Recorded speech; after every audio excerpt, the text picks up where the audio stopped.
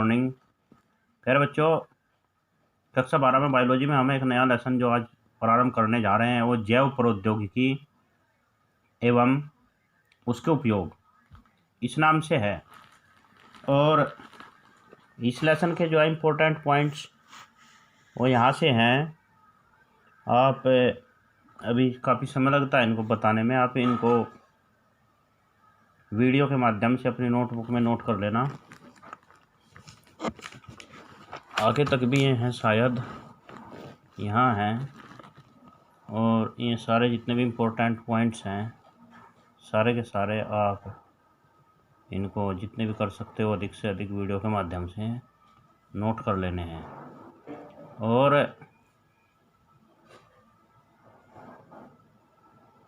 अब हम सीधे इस लेसन के जो बहुविकल्पी क्वेश्चन हैं वहाँ से इसको प्रारंभ करेंगे। आइए देखते हैं क्या है।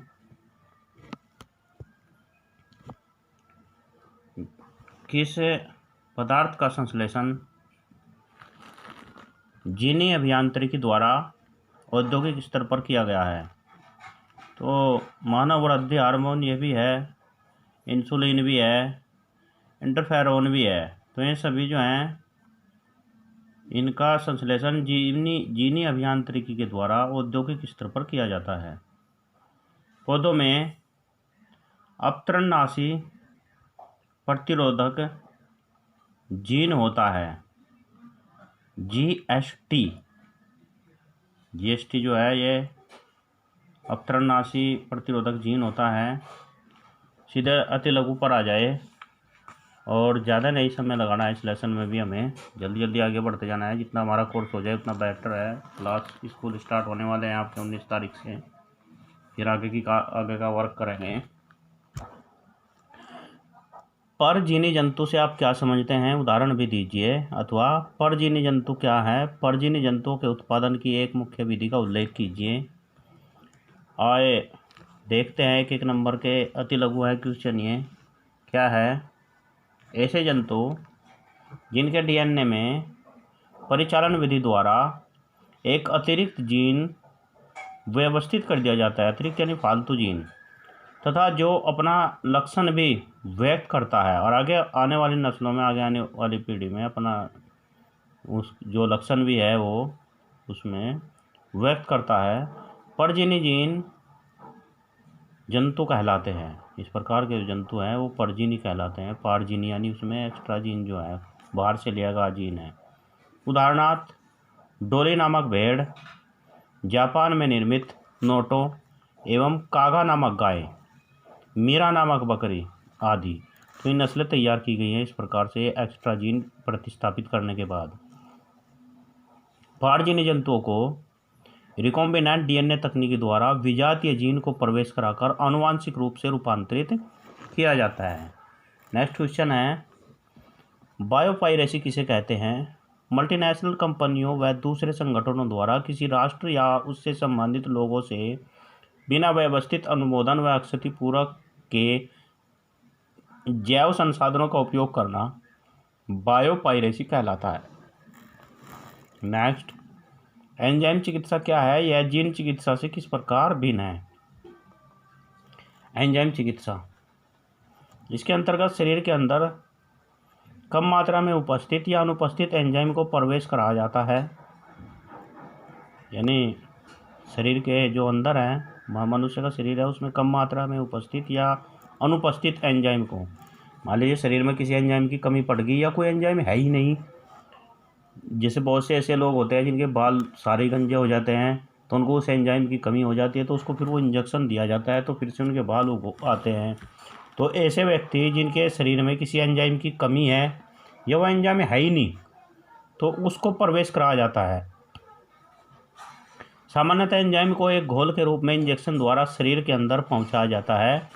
इसके अलावा एंजाइमों का प्रयोग ELISA तकनीक द्वारा अनेक रोगों की जांच करने में भी किया जाता है। एंजाइमों के द्वारा ही बहुत सारे रोगों की जांच की जाती है, क्योंकि यदि कोई बीमारी हो गई तो देखते हैं किसमें किस एंजाइम का क्या स्तर है, तो फिर पता लगा जाता है किसी एंजाइम की कमी से या बीमारी हो गई, तो फिर उसको वो एंजाइम दे दिया जाता है। इसके विपरीत जीन चिकित्सा में मानव शरीर में उपस्थित दोषपूर्ण जीन को स्वस्थ व क्रियाशील जीन द्वारा बदला जाता है। यदि मानव के शरीर में कोई ऐसा जीन होगा, जीन चिकित्सा में यह आता है, जो दोषपूर्ण है, नुकसानदायक है, तो उसको बदल दिया जाता है। इसके द्वारा किसी बच्चे या भ्रूण में चिन्हित किए गए जीन के दोषों का सुधार किया जा सकता है। तो यह है इसका अत्यधिक लाभ है इसका मेडिकल साइंस में। इसमें रोग के उपचार के लिए जीन को व्यक्ति की कोशिकाओं या ऊतकों में प्रवेश कराया जाता है। यानी रोग को ठीक करने के लिए जो जीन होता है या तो व्यक्ति के ऊतकों में प्रवेश कराया जाता है या उसकी कोशिकाओं में प्रवेश कर दिया जाता है। लघु उत्तरी देखते हैं तो 2 अंक वाले क्वेश्चन क्या है। ये क्वेश्चन आइए देखते हैं। क्राई प्रोटीन्स क्या है? उस जीव का नाम बताइए जो इसे पैदा करता है। मनुष्य इस प्रोटीन को अपने फायदे के लिए कैसे उपयोग में लाता है? क्राई प्रोटीन एक विषाक्त प्रोटीन है, जहरीली, जो क्राई जीन द्वारा कोड की जाती है। क्राई प्रोटीन्स कई प्रकार के होते हैं, जैसे जो प्रोटीन्स जीन क्राई 1AC व क्राई 2AB द्वारा कूटबद्ध होते हैं, वे कपास के मुकुल कृमि को नियंत्रित करते हैं, जबकि क्राई 1AB मक्का छेदक को नियंत्रित करते हैं। मक्का में जो छेद करने वाला कीट होता है उसको नियंत्रित करते हैं। क्राई प्रोटीन बैसिलस thuringiensis यानी बीटी, वो बीटी कपास आपने पीछे ही पढ़ा है, द्वारा बनता है। इसके निर्माण को नियंत्रित करने वाले जीन को क्राई जीन कहते हैं, जैसे cry 1AB, cry 1AC, cry 11AB। यह जीवाणु प्रोटीन को एंडोटॉक्सिन के रूप में प्रोटॉक्सिन क्रिस्टलीय अवस्था में उत्पन्न करता है। तो इस तरीके से क्वेश्चन भी आप कर लीजिएगा। नेक्स्ट क्वेश्चन पर चलते हैं, सीधे लघु पर।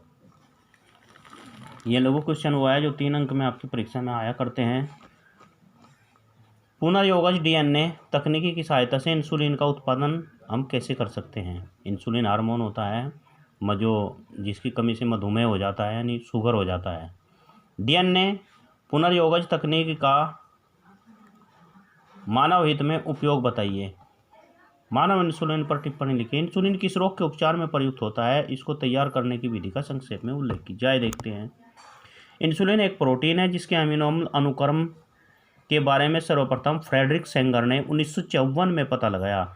यह प्रोटीन 2 पॉलीपेप्टाइड श्रृंखलाओं का बना होता है, A श्रृंखला A चैन तथा B श्रृंखला B चैन, जो आपस में डाइसल्फाइड बंधों द्वारा जुड़ी होती है। A श्रृंखला 21 अमीनो अम्ल अवशेष से, जबकि B श्रृंखला 30 अमीनो अम्ल अवशेष से बनी होती है। A श्रृंखला में एक N छोर ग्लाइसिन एवं एक C छोर होता है, जबकि B श्रृंखला में एक N छोर फिनाइल एलेनिन एवं एक C छोर एलेनिन होता है। 2 सल्फाइड बंध A श्रृंखला की 7वीं तथा 20वीं स्थिति पर तथा B श्रृंखला की 7वीं तथा 19वीं स्थिति पर सिस्टीन अमीनो अम्लों के बीच स्थित होते हैं। एक तीसरा डाइसल्फाइड बंध, जैसे आपने केमिस्ट्री में बंधों के विषय में जो बॉन्ड होते हैं इनके विषय में पढ़ा है। A श्रृंखला की 6वीं एवं 11वीं स्थिति पर सिस्टीन अमीनो अम्लों के बीच भी स्थित होता है। तो ये बंधों के विषय में दिया गया है इसमें स्पष्ट रूप से आप इसको जब पढ़ेंगे दोबारा तो आपकी समझ में आ ही जाएगा। इंसुलिन की दोनों श्रृंखलाओं का जैव संश्लेषण एकल पॉलीपेप्टाइड श्रृंखला प्रोइंसुलिन के रूप में होता है, जिसमें B श्रृंखलाएं 33 अमीनो अम्लों के संयोजी पॉलीपेप्टाइड द्वारा अंतर आबंध होती हैं। आगे देखते हैं। प्रोइंसुलिन के संश्लेषण का नियंत्रण क्रोमोसोम संख्या 11 की छोटी भुजा पर स्थित जीन द्वारा होता है। जो क्रोमोसोम होते हैं मनुष्य के जीन्स होते हैं, उसकी जो 11वां जो होता है वो उसकी छोटी भुजा पर स्थित जीन द्वारा होता है। इसकी प्रोटीयोलाइटिक संसाधन द्वारा इंसुलिन के रूप में उत्पत्ति होती है। आनुवांशिकता अभियांत्रिकी इंसुलिन वयस्कों में होने वाले मधुमेह का नियंत्रण निश्चित समयांतराल पर इंसुलिन लेने से ही संभव है। जो मधुमेह हो जाता है, शुगर हो जाता है किसी को, तो उसको इंसुलिन हार्मोन की ही टैबलेट या गोली कैप्सूल जो भी है वो दिए जाते हैं और इस निश्चित समय पर ये लेना होता है, तब उतने ही समय के लिए वो नियंत्रित रहता है। मानव सहित स्तनधारियों में इंसुलिन प्राक हार्मोन के रूप में संश्लेषित होता है, जिसमें एक अतिरिक्त फैलाव होता है जिसे पेप्टाइड C कहते हैं। संसाधन से बने इंसुलिन में यह C पेप्टाइड नहीं होता, क्योंकि परिपक्वता के समय यह इंसुलिन से अलग हो जाता है। पुनर्योगज DNA तकनीकों का प्रयोग करते हुए इंसुलिन के उत्पादन में मुख्य चुनौती यह है कि इंसुलिन को एकत्रित कर परिपक्व रूप में तैयार किया जाए।